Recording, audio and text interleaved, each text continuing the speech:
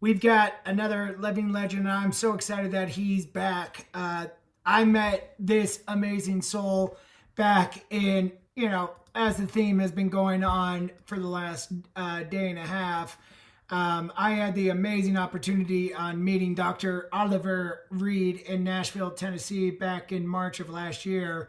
And even though it was a brief conversation, and because he was talking to somebody and I didn't want to interrupt, I knew right away that we had another fellow mountaineer that I needed to get in touch with.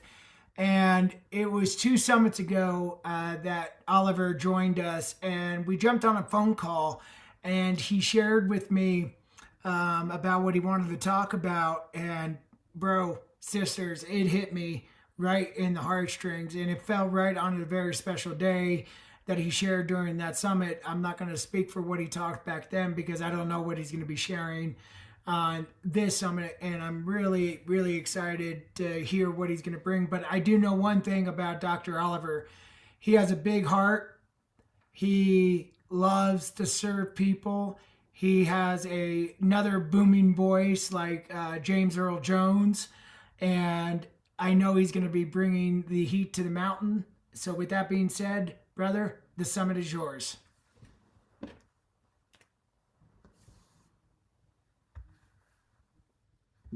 David, man, listen, I'm super excited, man. After an introduction like that, I don't know if I can live up to the hype. With all the legends you had, I see Michael Faber in the audience. I see Mark Cox was here and dropped by and loves to choke people. I don't know if I'm going to sign up for any of that, but I will be a referee. I would like to run in and free somebody when they tap out. Super, super excited, David, man. Thank you for everything you've done with the summit, and just the consistency of it all, man. My heart is really aligned to this project. And I know I wasn't able to make the last one I wanted to make, and because of some things I'm going to talk about today. So I'll be sharing some very, very powerful things. You might have to cut me off, so I don't know how long I got, but I got a lot of stuff in me that I want to kind of get out. And thank you for those who are in the audience. I see a lot of friends, a lot of faces, people that I don't know. But I do want to share something really, really powerful about this whole thing. When you think about what you put together, I think it's very authentic in that it really pulls back the veil or carves the onion back about life in general, and life and struggles in general. And one of the biggest things I want to really address is from a standpoint of me. I love coming here because it represents me, mountain summits, right? Mountains. So I kind of want to talk about today when mountains come back. When mountains come back, because I think a lot of times we hear stories, especially in platforms like this, about people going through a struggle or a test or challenge or some deep type of pain, and then they escape it and they become better. And we all do. We pull within whatever that may be, God or motivation or just overcoming, and we get into a place where we are, for the most part, beginning to ascend. And I was thinking and asking in my spirit, like, what would I share with these great people today who's on this summit? Because people who take time for this summit are people who are really raw, authentic. They are your people who have bad assets, for lack of a better word. You are those people that are kick butt, that really want to really get to the heart of a matter. And I thought about this, man, and I really want to be very transparent. I love this because a lot of times I'm not able to be, because when you're great, give me a fire emoji in the chat or a heart in the chat if you have been considered great. Somebody's told you great. You've done something powerful. I enjoyed your keynote. I enjoyed your club. I enjoyed whatever you put together, and that's all well and good. It gives us that dopamine rush in our minds. It gives us that, oh my goodness, that self fulfillment. But I want to talk to the person, or even to myself today, David, Mike, that even at the pinnacle, you're still locked in certain prisons. And even when you are vulnerable, people say good job, but they don't even understand the process of the pain that you're dealing with to show up. Let me stop there really quick. I wanted to really deal with showing up part because a lot of times, man, I'll just be very transparent. I'll pour my heart in the post. I'll pour my heart on the stage, and people will be like, "Oh, that was so great. That was so good." But they don't know what it takes for me to personally get to the level of vulnerability to be able to share that. Now, I want to share something really, really quick. I speak around the world, speak around the country, and it's been a blessing. I've learned to take my pain and recycle it. I've learned to take my heartache and recycle it. But sometimes, I want to talk about the gut punch. What I mean by that is a lot of times, I'm around great speakers, y'all, and everybody's like, oh, I don't know what to speak about. I got to get my presentation together. I don't know if my slides are going to work. I'm going to do this. And I remember, oh man, being at Michael Favor's summit, powerful, powerful time, man. Nashville. Anybody knows Mike? He does it in excellence. That's how I met you, David. I was just like so many powerful, and I think it was like Hell Day or Hades Day. I didn't know what I was stepping into. I didn't know what Hades or Hell, the Underworld Day was, but as I sat there, speaker after power after excellence after excellence, and I got to talk to some speakers in the back and or on the side in the lobby, and we were talking, and I was like getting charged, and I was like, man, I was hungry, but I was excited. I'm like, this is great. I'm here in Nashville. And as most of you may not know, some people know that I've lost total sight in my right eye. So for me to see the keynote is a very different way from somebody else seeing the keynote where people are wondering, hey, listen, what you're going to prepare and the PowerPoint, David, my thing always goes back to, am I going to trip over the step? Am I going to even be able to see when they put the lights on me?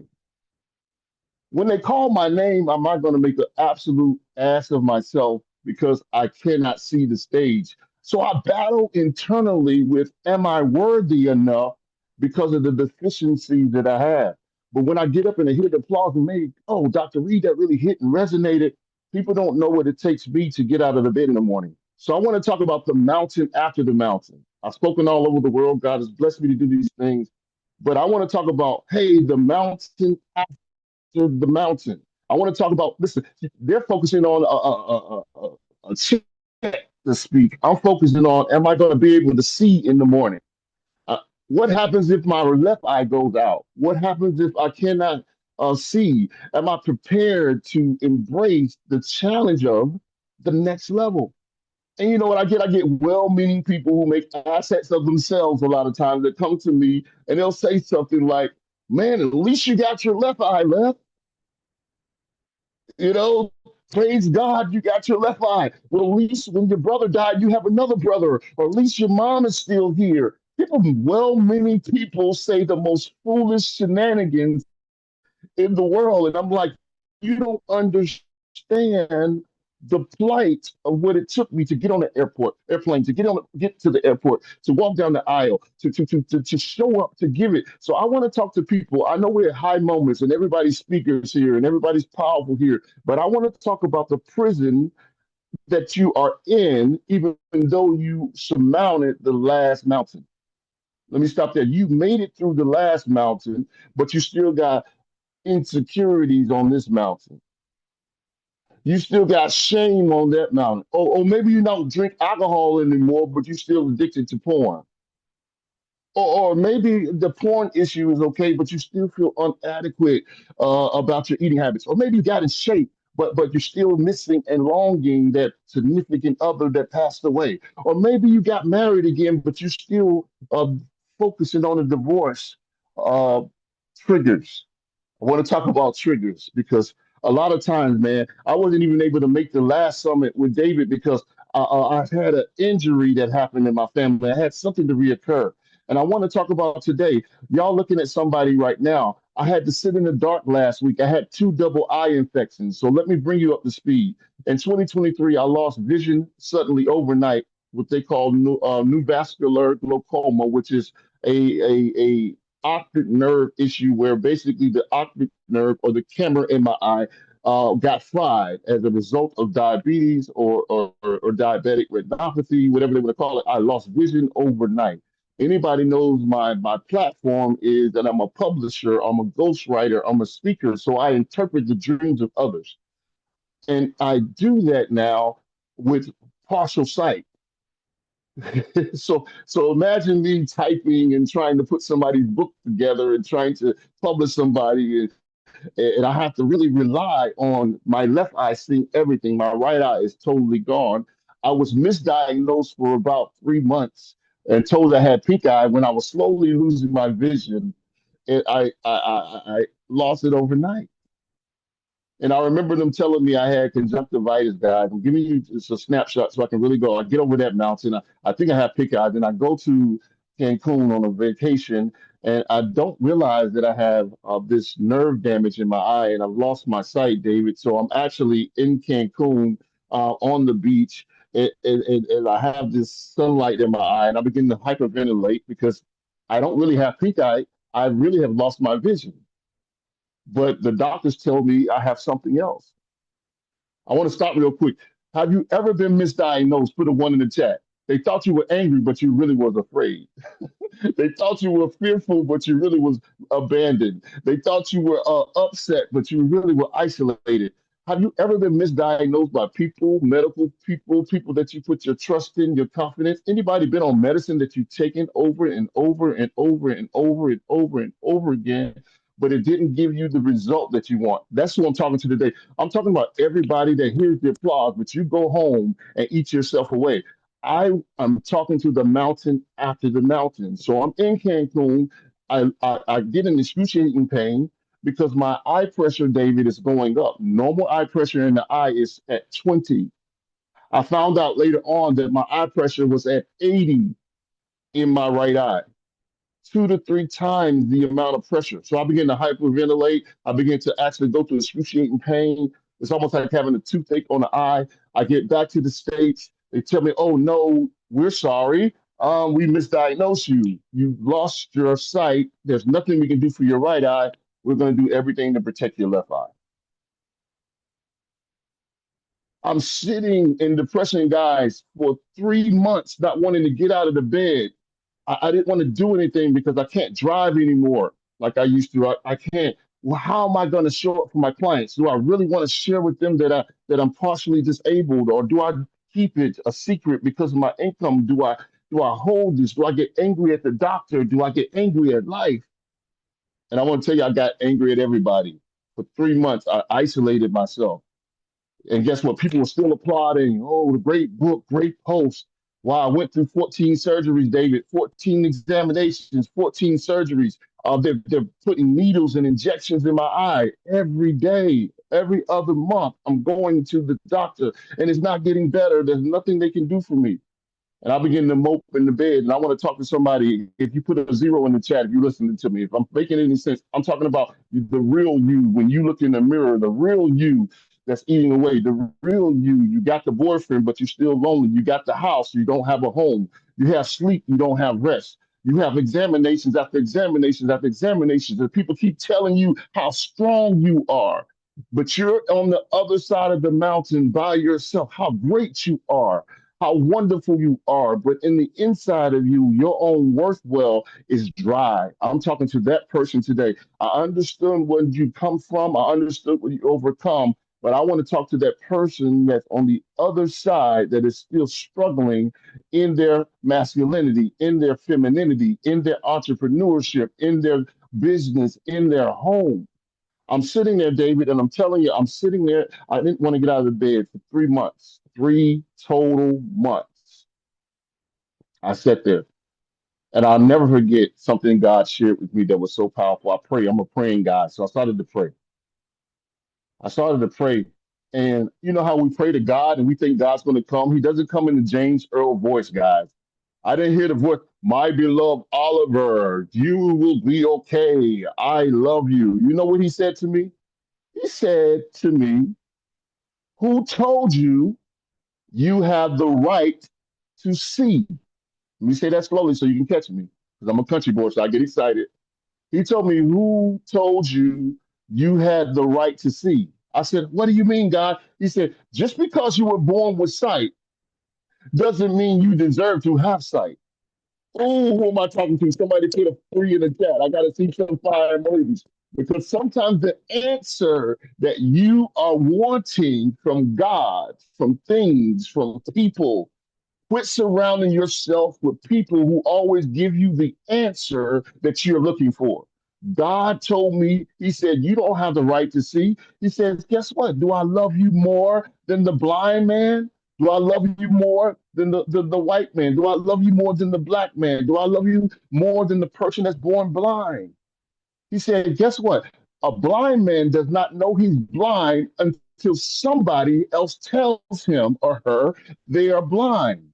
If you want me to put a two in the chat, I want you to catch that. They have never seen light before. They don't know they're blind. They don't know they're blind. They've never seen light before. But because you've seen light before, you're going to take the interpretation or the diagnosis of being blind because you have walked before. Some of you are upset because you made money before, because you were at the top of the class before. Now you pull your worth from what you have seen before, and now you diminish your worth because you're not making the six figures anymore. Nobody's applauding you anymore, and now you feel you do not have worth. I've been there. We feel like we don't have worth. But then he said to me, hold on a minute. Who told you you were blind? Who told you you don't have sight? Who told you that you're not a mountain mover? Who told you that Mountain Summit is not going to go all over the world? Who told you that you were blind? I'm going to stop there. Somebody put an exclamation point because I want you to remember this point. You have the ability, catch this point, you have the ability to either do two things with every word you receive. You either will agree with that word or you will denounce it. It's very, very powerful words. Words are very, very powerful. I want to find that person and let Mark Cox choke the person who wrote the nursery rhyme that says, "Sticks and stones may break my bones, but words will never hurt me." I want Mark to put some jiu-jitsu on that person. When we find that person, that is an absolute lie. How many of you know that words not only hurt you, they paralyze you for decades, they paralyze you for centuries?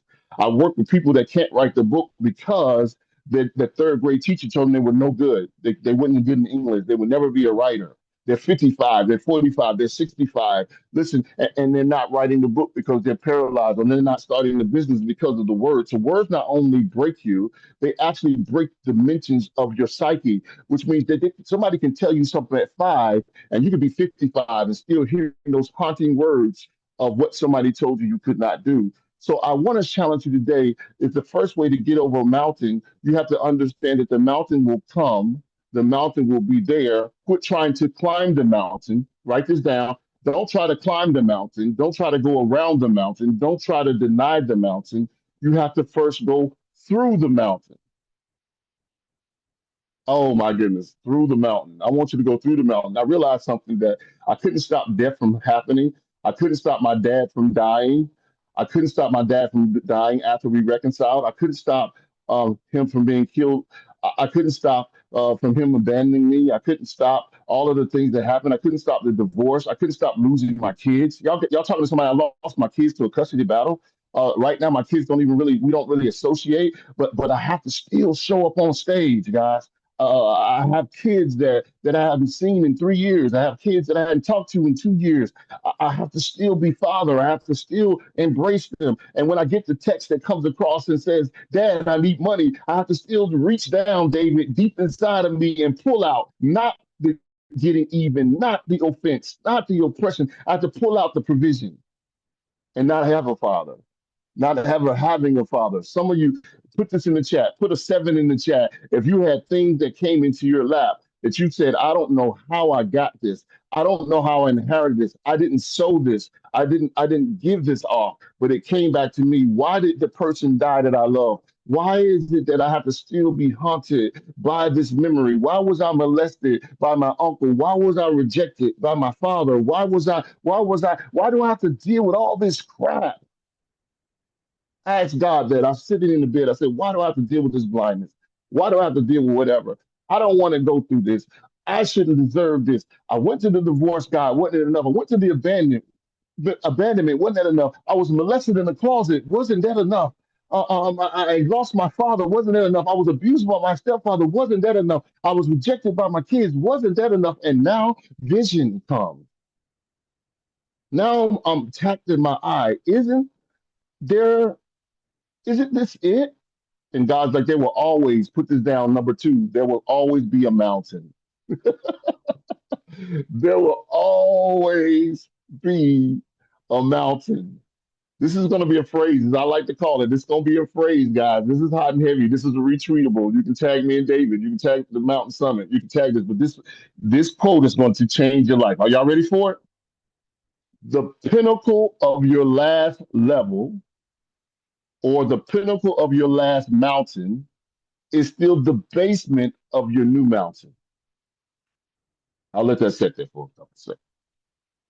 The pinnacle of your last mountain is still the basement of your new mountain. What am I saying? So even when you feel like you're at your highest, there's coming another mountain. Let me break this down. You were crying about money, God gave you money. Now you have to worry about the mountain of management. You got the money, now you got to be able to manage it.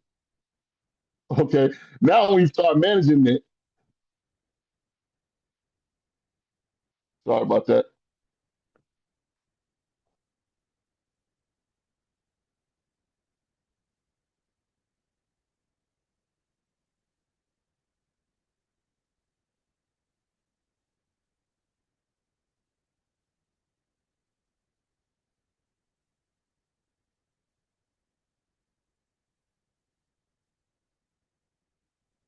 Lo and behold, am I back? Somebody would call me. All right, cool. So I wanted to say, because I wanted to say this, your pinnacle of your last level is still the basement of your new one. All right.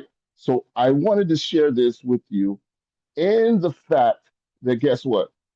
I went through certain mountains. I had overcome those mountains. Some of you have went through certain relationships. Put something in the chat real quick for the vulnerable people on here. I want you to put something that you've endured in the last year. And the reason why I'm asking you to share it is a lot of times what we don't share has the ability to haunt us. What we're not open about, what we're suffering with. Somebody say heartache, stress. Thank you, James. Insecurity. What we can't say a lot of times will stay. What we can't openly address will kind of feel, it will kind of fester that mess in our lives. I've learned that. So a lot of times people come to me, Dr. Reid, why are you so vulnerable? I mean, you share a lot. And I said, because I go through a lot. And if I hold a lot in, it's not going to be good. For me, it's not going to be good for what I do. It's not going to be good for my life. All right. And I realized that you guys, James, that opening my viewpoint of the mountain, that I have to go through it. We've been taught to climb it, to go around it, but the mountain has to go through. The throughing is the open dialogue about it. It is really the sharing and communication. It's being a part of summits like this where you can get energy and strength and get tenacity. All right. You can get encouragement. I love James' story, how he's commemorated this. I mean, David's story, how he commemorated this whole thing. You had a loss. Now I want you to do one other thing. What has come out of your loss? We wouldn't even have this summit if it had not been a loss. So sometimes loss is some of the greatest motivators to help other people in the world. What you lost, what you've been through, is now almost a bridge for somebody else. Now, I want to share this with you, getting up to speed before I go, guys. I want to share this really, really powerful concept with you about living your mountain, having the power for the next mountain. When the mountain comes back, The mountain will always come back. There will always be a mountain as long as you're living. The mountain of sustainability. If you're great, then sustaining that greatness is going to be a problem. There's going to be an issue. There's going to be a challenge. There's going to be a struggle. All right. I want to share this really, really quick with you. David, the other summit, I had a family tragedy that happened again, right when I was going to do this summit. So you so graciously say, okay, Dr. Reid, come back. You invited me to come back. All right. I want to share something with you. Got over that with the loved one, did some things. 2 weeks ago, guys, guess what happened? The eye that I lost vision in started to pain me again. It started to flare up again. It started to come back again. I went to the doctor.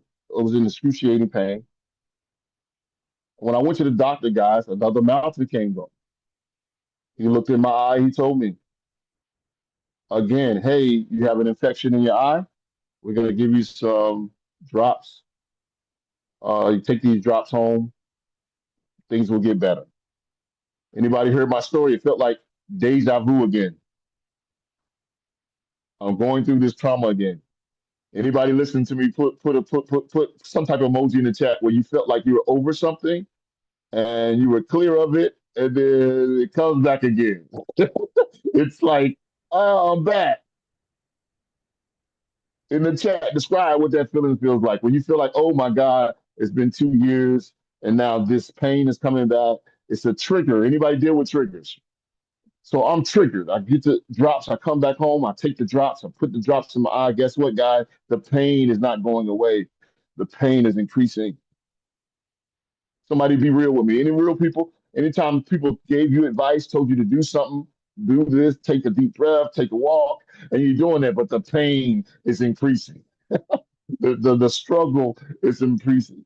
The medication that you're taking is increasing. The self-care plan is not working. I'm talking to you. That everything that the doctor told me to do a couple of weeks ago was not working. It was not working. It was not working. It was not working. It was not working.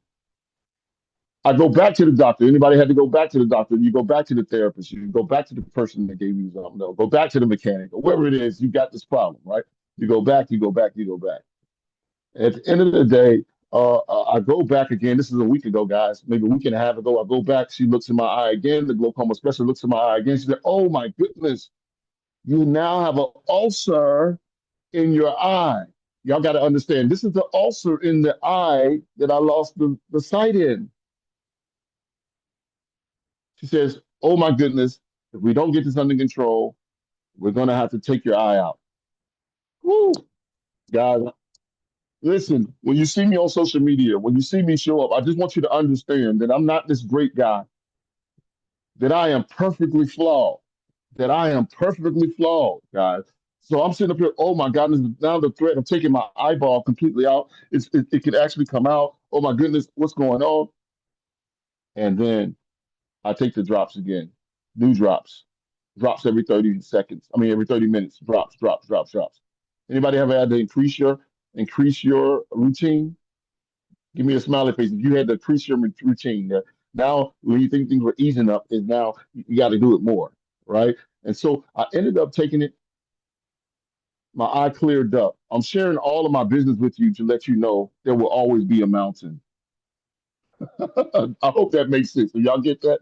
There will always be, not for pity, I'm showing you that there will always be a mountain. There will always be some crap that you got to deal with to come up and show up on live. So while I'm here live with you, I can give you the fake version of me, the great poetic speaker, the doctor with degrees, and give you all of this. But I want to bring to you today that in the pink eye stage, in the eye swelling, that's why I have glasses on, and you can see it, my eyes are totally messed up. They're totally baggy because I said I don't want to be a coward and shrink. I don't want people to give a false impression of who I am. I don't want people to see who they think I am. I want to show them that you are still this. I want to leave you with this: mountain movers. You are still who you are. You are still destined for greatness.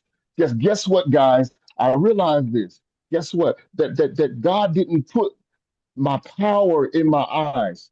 He did not put the anointing. He did not put the vision in my eyes. He put the vision in my voice. So what God has left you with, this is what I'm telling you with, what God has given you, what God has left you with. I know there's been death, there's been loss, there's been rejection.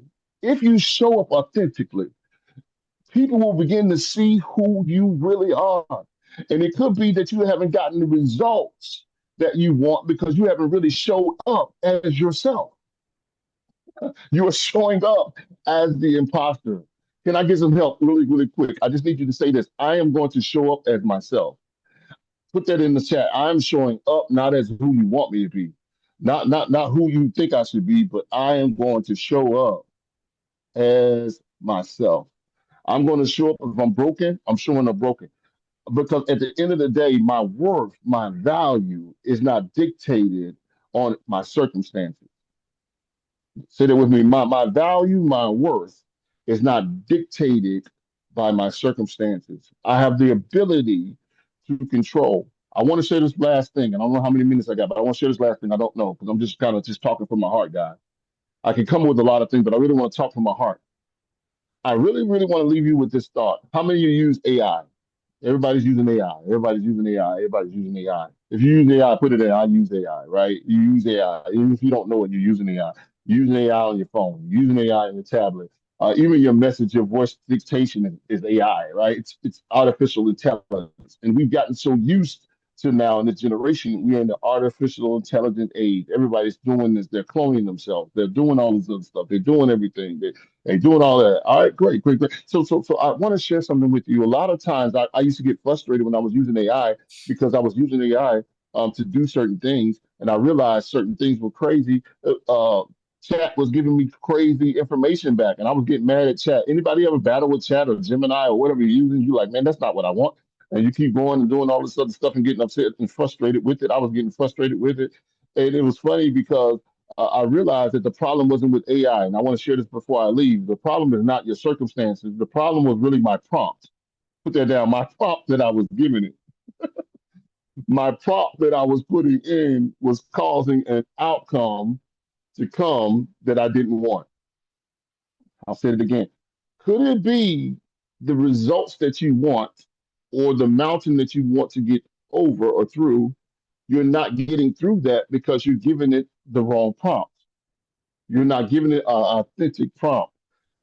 You're not showing up as the real you. So I want to share you real quick to become the real you so that the outcome can be you. Because if you're putting in something that's not you, you're going to get back something that's not you. But if you're putting something that is you, authentic, real, people are going to see the real and they'll understand who you are. Love you guys. I don't know if I'm over my time.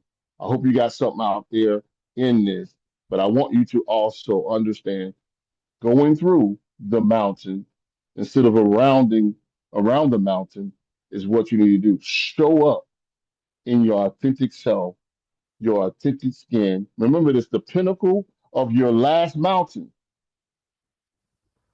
is the basement of your new one. Love you guys. Love you too, bro. Thank you for sharing that. And I love your view on that because to rebuild and to be able to rise above base camp and to begin the climb to the summit, you have to go through the mountain. I've never thought of it that way. Because everything that I share and talk about is when you enter the base camp, no matter where you're at in life, this is where the journey begins. This is where the rebuild begins. This is where you come along family and get the trust before you make the climb to the mountain. But you have to prepare. You have to build the endurance, just like getting ready for a 5K or an Ironman race or something like that. So I really appreciate that you shared that perspective on that. I love that. We're going to pick out maybe three or four members from the Zoom room before we move on to our next amazing, talented speaker. And I'm excited. Mary, you, by all means. Okay. Hi, Oliver. Nice to meet you. Good to you. Oh, sorry. Me? Okay, it's two Marys, but go ahead. It's okay. Sorry. Oh. Thank you, Mary, for letting me go first. Oliver, thank you for sharing and having the courage to share about your vision stuff. I'm walking through some medical issues, and you're giving me the strength to tackle my previous medical trauma, because you're right. Doctors don't know, and you're having to figure out solutions that work for you. What I want to say is you may be losing one sense, but your other senses are being heightened, and you're going to have what came to me during your speech is that your message, you're going through it right now, is going to be more powerful as you get through this. And I wanted you to hear that. Thank you. I received that. Thank you so much for sharing that, Mary. Now, Raven, you're up next. Okay. Oh God. Okay. So Mary, thank you for saying that when you lose one sense, you gain another, because that's where I was going. And thank you so much for sharing your story, Dr. Reid. I just want to share with you that, not to make it about me, but I too have experienced what you're saying about a sense of loss, in terms of I have no sense of smell. And after 9/11, I had 6 sinus operations, and I cannot smell the smoke. I can't smell anything. Wow. And before, it was really disheartening. So I understand, like, it's painful. We want to think that, okay, we're going through this fire and we're going to come out and what have you, but there's some loss in there. There's some loss of self, sense of who you are, confidence, a lot of different things. But I also love that you said it's also the base of the new beginning, because there is where I've learned to self-acceptance, so that I can move on to the next mountain, or go through the next Yes. mountain. So I think self-acceptance and surrendering to what you are enduring, so to speak, makes the challenge, the fight, a little different. You still have to fight through it, but it makes it a little different. So thank you so much for sharing your story. Thank you.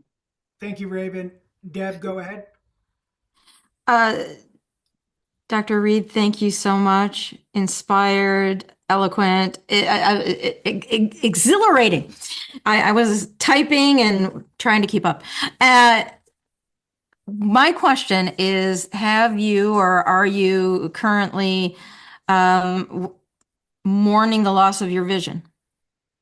Yes, I've actually mourned it, and it's really hadn't really got a chance, because there's been so much that has happened after that. With injections every other month, sometimes twice a month, surgeries. And so it's almost like you want to mourn it, but then there's another mountain that you have to do. So yeah, so I'm kind of grieving, and also because we're at high levels within entrepreneurs or whatever, I'm still also very busy and productive. So also sometimes that is okay. People and even yourself, you function at a high level, so you kind of like. Then it takes moments like the infection to come back and realize, oh my goodness, there is something wrong. So I'm in the process of trying to learn how to cope with those different things. We've got your back, baby. Thank Thank you, you for Deb. sharing that, Deb, and thank you for sharing that, Oliver. James, you'll be the final one on this one. The legendary Dr. Reid. It's nice What's to going on, see James? you, my brother. How are you? I have to get it out, man. I just the reason why I say it is, one, I was at the event in Maryland when you first talked about this, and you were in real time. I saw you with the cane walk up to the stage. I saw you speak about this. I saw you holding on to the table, not for prop, but for support. Like the embodiment of this is so very real, because I've seen this. And then you brought the house down again at Movement Maker Live when they had the honor to introduce you to the stage, and you came with that same fire and passion and purpose. And when I tell you that, man, it is awesome to see you just tearing through the mental blocks, like tearing through no, I'm going to talk about this. I'm going to explain this. Because my trials will be testimonies, and my message will be my message from him. I say that because every time I see you, brother, you inspire me. And I'm so glad that you're here. I'm so glad that you're pouring all of the wisdom onto this mountain. And I'm so glad that you're telling us not to climb it, but to go through it. because the fastest way from point A to point B is through, not over, not around. So thank you, man. I just wanted to let you know you are always legendary when you show up. So thanks. Thank you. Love you, brother. I appreciate you, man. Love that voice, man. You're the voice. He Appreciate definitely that. is. Dr. Reid, Oliver, my brother, thank you for coming back to the mountain. Thank you for sharing your heart. I had no idea that you were going through this. You know, you've got the mountain behind you and you've got a lot of people rooting you on. Whatever you need, just reach out to us. We're always here for you, bro. And, you know, I'll be reaching out here probably in the next week or two for the next summit coming up. I've decided that it's going to be April 7th and April 8th. So, Yeah. and I picked that date specifically this time on something that is very close and dear to my heart. Obviously, Joey is still going to be a big part of the summit. He always is. But this April 7th is a date that has been a big part of my life. And I don't share that a lot with everybody. There's only one, maybe two or three individuals on this call, Michael Faber, Austin Cunliffe, and May Scott, know because May and Austin have been a part of my life going back to those days, and I've shared this story with them.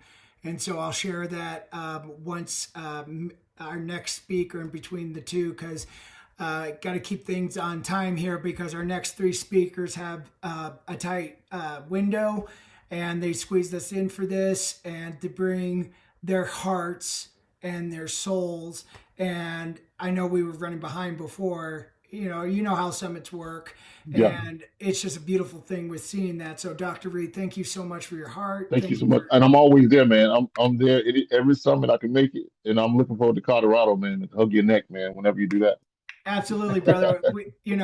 For the two of us that live here in Colorado, for me, 30 years, I can't speak for May. I don't know how long she's been here in Colorado, but it's a beautiful state. It's a lovely area, and you would love it. She's more athletic than I am, and she goes out and runs more than I do, and has three kids and stuff like that. So she's outside much more than I would. So if you want to know more about Colorado, May's the one to talk to because she has all the ins and outs and all the things that you can do around here. I can help in certain areas, but May would know more. So you two should connect. But that leads us into our next amazing speaker. Like I have said, I think you guys know who is coming up next. May Scott and I go back about 20 plus years. I honestly don't know how far back our friendship has gone. I met May